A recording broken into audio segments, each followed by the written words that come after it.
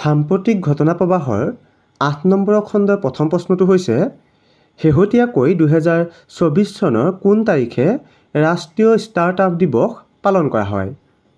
ইয়াতে ৪টা অপশ্যন দিয়া আছে। এ দিয়া আছে ১৬ জানুৱাৰী, বি দিয়া আছে ২৪ জানুৱাৰী, চি দিয়া আছে ২ ডিচেম্বৰ আৰু ডি দিয়া আছে ৩১ ডিচেম্বৰ। এই ৪টা অপশ্যনৰ ভিতৰত শুদ্ধ উত্তৰ কোনটো হ'ব? ইয়াত শুদ্ধ উত্তৰটো হ'ব অপশ্যন এ ১৬ জানুৱাৰী। ভাৰতৰ কোনখন ৰাজ্য বিশ্বৰ প্ৰথম ব্লেক টাইগাৰ ছাফাৰী আৰম্ভ কৰিবলৈ সাজু হৈছে? ইয়াতে ৪টা অপশ্যন দিয়া আছে। এ দিয়া আছে ৰাজস্থান, বি দিয়া আছে মহাৰাষ্ট্ৰ, চি দিয়া আছে উৰিষ্যা আৰু ডি দিয়া আছে বিহাৰ। এই ৪টাৰ ভিতৰত শুদ্ধ উত্তৰ কোনটো হ'ব? ইয়াত শুদ্ধ উত্তৰটো হ'ব option C Orissa. Uniform civil code চমুকৈ UGC বিধেয়ক গৃহীত কৰা ভাৰতৰ প্ৰথমখন ৰাজ্যৰ নাম কি? ইয়াতে ৪টা অপশ্যন দিয়া আছে। এ দিয়া আছে উত্তৰ প্ৰদেশ, বি দিয়া আছে উত্তৰাখণ্ড, চি দিয়া আছে মধ্যপ্ৰদেশ আৰু ডি দিয়া আছে অন্ধ্ৰপ্ৰদেশ। এই ৪টা অপশ্যনৰ ভিতৰত শুদ্ধ উত্তৰ কোনটো হ'ব? ইয়াত শুদ্ধ উত্তৰটো হ'ব অপশ্যন বি উত্তৰাখণ্ড। ২০২৪ বৰ্ষৰ বাবে অসম বৈভৱ বঁটা কাক প্ৰদান কৰা হৈছে? ইয়াতে ৪টা অপশ্যন দিয়া আছে। এ দিয়া আছে ৰতন টাটা, বি দিয়া আছে ৰঞ্জিত গগৈ, চি দিয়া আছে ৰঞ্জন গগৈ আৰু ডি দিয়া আছে লালকৃষ্ণ আদৱানী। এই ৪গৰাকীৰ ভিতৰত শুদ্ধ উত্তৰ কোনটো হ'ব?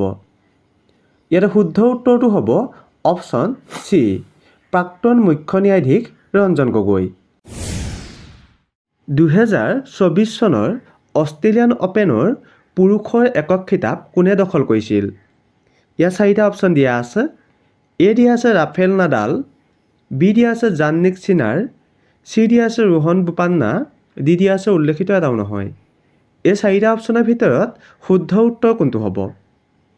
ইয়াত শুদ্ধ উত্তৰটো হ'ব অপশ্যন বি জাননিক চিনাৰ। Doctor B R. আম্বেদকাৰৰ বিশ্বৰ সবাতোকৈ ওখ প্ৰতিমূৰ্তি ভাৰতৰ কোনখন ৰাজ্যত অৱস্থিত? ইয়াতে ৪টা অপশ্যন দিয়া আছে। এ দিয়া আছে মধ্যপ্ৰদেশ, বি দিয়া আছে অন্ধ্ৰপ্ৰদেশ, চি দিয়া আছে উত্তৰ প্ৰদেশ আৰু ডি দিয়া আছে অৰুণাচল প্ৰদেশ। এই ৪টা অপশ্যনৰ ভিতৰত শুদ্ধ উত্তৰ কোনটো হ'ব? ইয়াত শুদ্ধ উত্তৰটো হ'ব অপশ্যন বি অন্ধ্ৰপ্ৰদেশ। শেহতীয়াকৈ গুৱাহাটী উচ্চ ন্যায়ালয়ৰ মুখ্য ন্যায়াধীশ হিচাপে কাক নিযুক্তি দিয়া হৈছে? ইয়াতে ৪টা অপশ্যন দিয়া আছে। এ দিয়া আছে অজিত সিং, বি দিয়া আছে অজয় লাম্বা, চি দিয়া আছে বিজয় বিষ্ণয় আৰু ডি দিয়া আছে সঞ্জীৱ মেহতা। এই ৪টা অপশ্যনৰ ভিতৰত শুদ্ধ উত্তৰ কোনটো হ'ব? ইয়াত শুদ্ধ উত্তৰটো হ'ব অপশ্যন চি বিজয় বিষ্ণয়। অসমৰ কোনগৰাকী শিশুৱে অলপতে ৰাষ্ট্ৰীয় শিশু পুৰস্কাৰ ২০২৪ লাভ কৰিছে? ইয়াতে ৪টা অপশ্যন দিয়া আছে।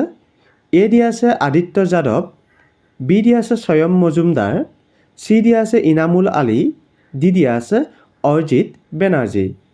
এই ৪টা অপশ্যনৰ ভিতৰত শুদ্ধ উত্তৰ কোনটো হ'ব? ইয়াতে শুদ্ধ উত্তৰটো হ'ব অপশ্যন বি স্বয়ম মজুমদাৰ। ২০২৪ চনৰ অষ্ট্ৰেলিয়ান অপেনৰ মহিলাৰ একক খিতাপ কোনে দখল কৰে? ইয়াতে ৪টা অপশ্যন দিয়া আছে। এ দিয়া আছে ছেৰিনা উইলিয়ামছ, বি দিয়া আছে এছলি বাৰ্টি, চি দিয়া আছে আৰিনা চাবালেংকা আৰু ডি দিয়া আছে নাওমি ওছাকা। এই ৪টা অপশ্যনৰ ভিতৰত শুদ্ধ উত্তৰ কোনটো হ'ব? ইয়াতে শুদ্ধ উত্তৰটো হ'ব অপশ্যন চি আৰিনা চাবালেংকা। অযোধ্যাৰ ৰাম মন্দিৰৰ ৰামলালাৰ প্ৰতিমূৰ্তি খনিকৰজনৰ নাম কি? ইয়াতে ৪টা অপশ্যন দিয়া আছে। অপশ্যন এ দিয়া আছে যোগী আদিত্যনাথ, বি দিয়া আছে ৰামনাথ যাদৱ, চি দিয়া আছে অৰুণ যোগীৰাজ আৰু ডি দিয়া আছে উল্লেখিত এটাও নহয়। এই ৪টা অপশ্যনৰ ভিতৰত শুদ্ধ উত্তৰ কোনটো হ'ব? ইয়াতে শুদ্ধ উত্তৰটো হ'ব অপশ্যন চি অৰুণ যোগীৰাজ। এইটো খণ্ডত আপোনালোকলৈ আগবঢ়োৱা প্ৰশ্নটো হৈছে, ভাৰতৰ ৰাষ্ট্ৰপতিয়ে দুখন চহৰক যৌথভাৱে আটাইতকৈ পৰিষ্কাৰ চহৰ হিচাপে ২০২৩ চনত স্বচ্ছ সুৰক্ষা বঁটা প্ৰদান কৰে। তাৰে এখন চহৰৰ নাম হৈছে ইন্দোৰ, আনখনৰ নাম কি? ইয়াত 4টা অপশ্যন দিয়া আছে। এ দিয়া আছে শ্বিলং, বি দিয়া আছে চুৰাট, চি দিয়া আছে জলন্ধৰ আৰু ডি দিয়া আছে অমৃতসৰ। এই 4টা অপশ্যনৰ ভিতৰত শুদ্ধ উত্তৰ কোনটো হ'ব আপোনালোকে কমেণ্ট কৰি জনাব। আৰু যিসকলে ভিডিঅ'টো চাই ভাল লাগিলে আগলৈ শ্বেয়াৰ কৰি দিব। ধন্যবাদ।